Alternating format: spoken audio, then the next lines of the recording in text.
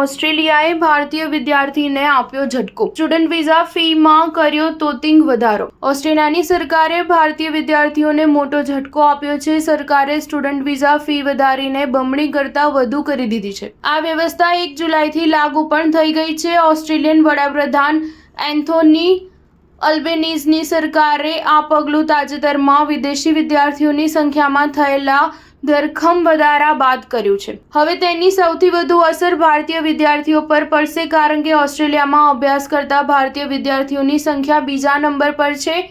સરકારી આંકડા પ્રમાણે વર્ષ 2022માં ઓસ્ટ્રેલિયન સંસ્થાઓમાં 1 લાખથી વધુ ભારતીય વિદ્યાર્થીઓ અભ્યાસ કરી રહ્યા હતા. જાન્યુઆરીથી સપ્ટેમ્બર 2023ના સમયગાળામાં આ સંખ્યા 1.22 લાખ હતી. હવે તેમને ઓસ્ટ્રેલિયામાં અભ્યાસ કરવા માટે વધુ પૈસા ખર્ચ કરવા પડશે. ઓસ્ટ્રેલિયાએ 1 જુલાઈથી વિદેશી વિદ્યાર્થીઓ માટે સ્ટુડન્ટ વિઝા ફી $710 ઓસ્ટ્રેલિયન ડોલરથી વધારીને $1600 ઓસ્ટ્રેલિયન ડોલર કરી દીધી છે. આ સાથે જ વિઝિટર વિઝા ધારકો અને ટેમ્પરરી ગ્રેજ્યુએટ વિઝા ધારકો વિદ્યાર્થી વિઝા માટે અરજી કરી શકશે નહીં.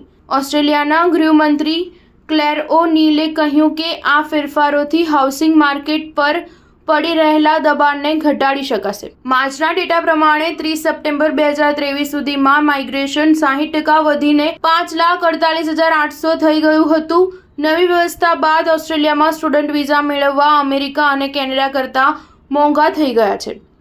અમેરિકામાં હાલમાં ફી $185 અને કેનેડામાં $150 કેનેડિયન ડોલર છે. ઓસ્ટ્રેલિયાની સરકારે કહ્યું કે આ ફેરફારથી વિઝા નિયમોમાં રહેલી ખામીઓને દૂર કરવામાં મદદ મળશે. સ્ટાર ન્યૂઝ 7 હંમેશા સચ્ચાઈની સાથે.